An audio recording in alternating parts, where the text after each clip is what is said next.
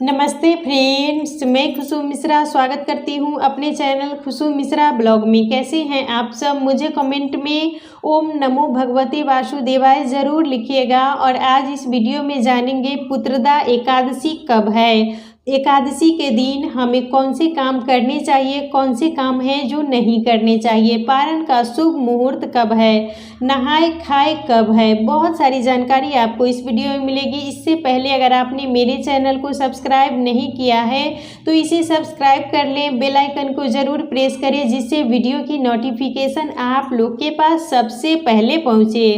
सावन महीने के शुक्ल पक्ष में पड़ने वाली एकादशी को पुत्रदा एकादशी कहते हैं। और पुत्रदा एकादशी करने से पुत्र की प्राप्ति होती है और संतान संबंधी कोई भी समस्या रहती है तो इस व्रत को जरूर करना चाहिए। इस व्रत को करने से हमारी सारी मनोकामना पूरी होती है। तो पुत्रदा एकादशी का व्रत 27 अगस्त पड़ा है और उससे एक दिन पहले ही हमें नहाए खाए करना चाहिए। तो 26 तारीख को यानी 26 अगस्त दिन शनिवार को हमें नहाए खाए करना है। तो नहाए खाए के दिन आप बाल धो लें और लहसुन प्याज का उपयोग हमें खाने में नहीं करना चाहिए। बैगन मूली भी नहीं खाना है। और इस दिन शनिवार पड़ा है तो बहुत से लोग हैं कि इस दिन बाल नहीं धोते हैं, तो आप सूर्योदय होने से पहले भी बाल धो सकते हैं। और उसके अगले दिन हमें व्रत रखना है। तो व्रत के दिन हमें सूर्योदय से पहले उठना है और घर की साफ सफाई कर ले, स्नान कर ले। और स्नान करने के पानी में थोड़ा सा गंगाजल डाल के ही स्नान कीजिएगा। अगर नदी तालाब आपके घर के नज़दीक है तो वहाँ जाके भी स्नान कर सकती हैं, नहीं तो घर में पानी में थोड़ा सा गंगाजल डाल के ही स्नान करना चाहिए। और इस दिन हमें ब्रश का यूज नहीं करना चाहिए, दातुन का ही यूज करना चाहिए। अगर आपके पास दातुन उपलब्ध नहीं हो रहा है तो एक नया ब्रश रखें और व्रत के दिन नए ब्रश का ही उपयोग करना है। और उस दिन हमें विष्णु भगवान की पूजा करनी चाहिए। तो विष्णु भगवान की जब भी हम पूजा करेंगे तो पीला आसन देंगे, पीला चंदन लगाएंगे, पीला फूल चढ़ाएंगे, पीला भोग ही हमें लगाना चाहिए। और जब भी हम भोग लगाएं तो तुलसी का पत्ता जरूर रखना चाहिए। बिना तुलसी के पत्ता का भगवान कभी भी भोग स्वीकार नहीं करते हैं। तो तुलसी का पत्ता भी आप व्रत के दिन ना तोड़ें। एकादशी के दिन तुलसी का पत्ता भी नहीं तोड़ना चाहिए और तुलसी माता में जल भी नहीं चढ़ाना चाहिए। अगर आप अपने घर में लड्डू गोपाल की मूर्ति रखी हैं तो उनकी भी पूजा हमें अवश्य करनी चाहिए। और आप भी एकादशी के दिन पीला वस्त्र धारण करें, क्योंकि विष्णु भगवान की पूजा में पीले रंग का बहुत ज़्यादा महत्व है। तो आप भी पीला वस्त्र धारण करें और भगवान को भी पीला वस्त्र देना चाहिए, पीला आसन देना चाहिए।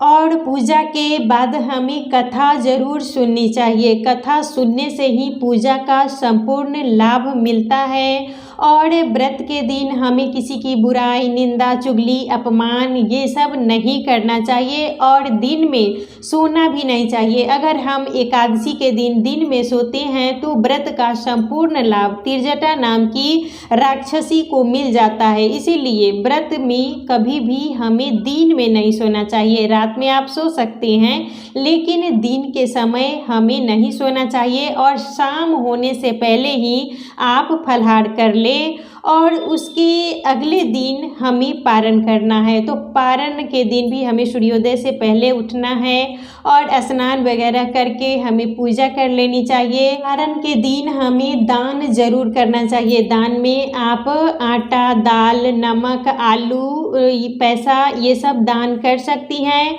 और पारण करने से पहले हमें अग्रासन जरूर निकालना चाहिए। आप गाय के लिए अग्रासन निकालें और तुलसी का पत्ता और गंगाजल हो तो उससे ही हमें पारण करना चाहिए। और इस बार सोमवार का दिन पड़ा है, जिस दिन हमारा पारण रहेगा उस दिन सोमवार भी पड़ रहा है। तो बहुत से लोग हैं कि सोमवार का भी व्रत करते हैं।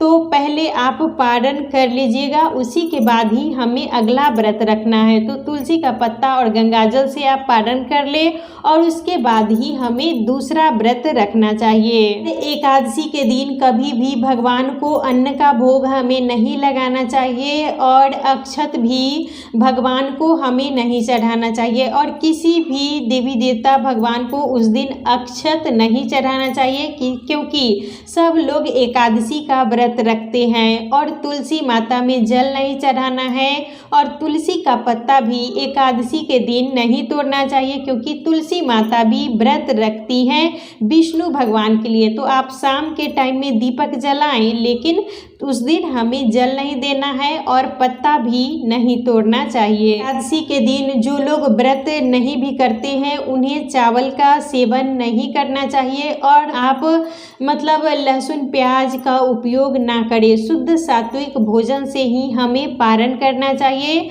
तो एकादशी का व्रत 27 अगस्त दिन रविवार को पड़ा है और 28 अगस्त को हमें पारण करना है और पारण भी हमें शुभ मुहूर्त में ही करना चाहिए। पारण का शुभ मुहूर्त है 28 अगस्त को सुबह 6:12 से लेकर 9:45 तक। तो इस शुभ मुहूर्त में ही हमें पारण कर लेना चाहिए। और मान लीजिए कुछ अगर नहीं भी बना हुआ है तो आप पहले तुलसी और गंगाजल से पारण कर लें, उसके बाद ही आप भोजन करें और जब भी भोजन करें तो सात्विक भोजन ही हमें करना चाहिए और दान अवश्य करें। बिना दान के भी कोई व्रत का लाभ हमें नहीं मिलता है। तो जो भी आप व्रत करती हैं तो उसमें आपको दान जरूर करना चाहिए। तो आज का वीडियो यहीं तक था, फिर मिलूंगी एक नए वीडियो में। वीडियो अच्छा लगे तो इसे लाइक ज़रूर कीजिएगा, मेरे चैनल को सब्सक्राइब कीजिएगा। फिर मिलूंगी एक नए वीडियो में, तब तक के लिए